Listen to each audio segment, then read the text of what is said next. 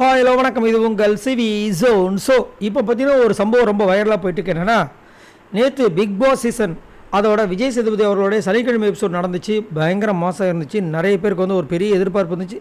முழுசாக பூர்த்தி ஆகலை அப்படின்னாலும் ஏதோ ஒரு விஷயங்கள் நம்மளுக்கு மன நிறைவாக இருக்கிற மாதிரி சம ரோஸ்ட் நடந்துச்சு.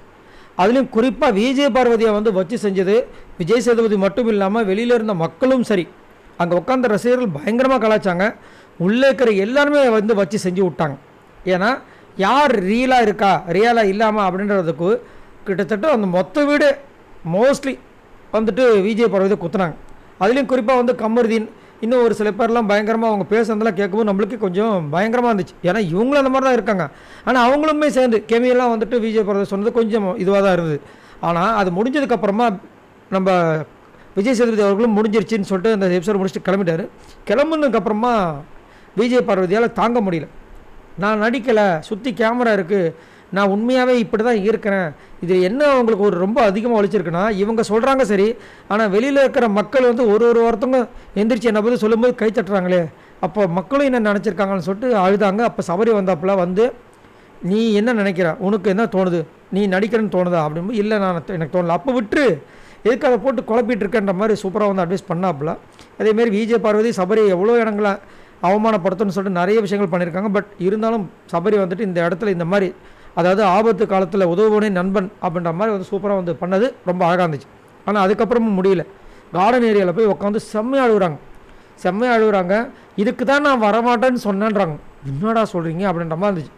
இதை வந்து யார்கிட்ட சொல்லியிருக்காங்க போல, இதுக்கு தான் நான் பிக் பாஸ் பார்க்க போக மாட்டேன், போனால் எனக்கு பிரச்சனை வரும், நான் உண்மையாக தான் இருக்கேன், இப்படி தான் நான் இருப்பேன், நான் நடிக்கலை, என்னை நம்புங்க, மக்களும் என்னை வந்துட்டு நான் நடிக்கிறேன் அப்படின்ற மாதிரி சொல்லி அங்கே வந்து சொல்லும்போது, கனி சொல்லும்போதும் கை தட்டுறாங்க, பிரவீன்குமார் சொல்லும்போது கை தட்டுறாங்க.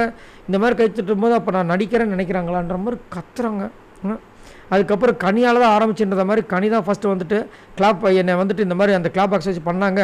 அதுக்கப்புறம் தான் எல்லாருமே வந்து தொடர்ந்து பண்ணாங்கன்ற மாதிரி வந்து கனிமொழியும் செம காண்டா இருந்தாங்க. பட் திவாகர் என்ன சொன்னார்னா, இந்த பார் என்னையும் தான் கழுவி ஊற்றுனாங்க, நான் சிரிச்சிட்டு இல்லையா, இதெல்லாம் ஓவராக வந்து எடுத்துக்காது, நீ ஒரு அயன் லேடி, எப்படி நீ ஒரு அயன் லேடி, ஒருவேளை அயன் கம்பெனி எதாவது வச்சுருந்தாங்களான்னு தெரியல, அயன் லேடி. அதுக்கப்புறமா தான் இரும்பு மனிதர், சூப்பர்ப்பா, அந்த மாதிரி யாரோ வந்து இவங்களுக்கு ஒரு பட்டத்தை வேறு கொடுத்துருக்காங்களா, திவாகரே சொல்லிக்கிறாரு. எப்படி இவருக்கு வந்துட்டு நடிப்பு அரக்கன்னு கொடுத்தாங்களோ அந்த மாதிரி கொடுத்துருப்பாங்க போல இருக்குது. சரி, இந்த மாதிரி வந்துட்டு போச்சு. பாவமாக இருந்துச்சு விஜய் பார்வதியை பார்க்கறதுக்கு. பட் இது ஒரு வேக்கப் காலம் இருந்தால் நல்லா இருக்குன்றது என்னோட கருத்து. சரி, நீங்கள் உங்களோட கருத்து சொல்லுங்கள். விஜய் பார்வதியை இப்படி எல்லாருமே ஒட்டுமொத்தமாக தாக்குனதை பற்றி என்ன நினைக்கிறீங்க?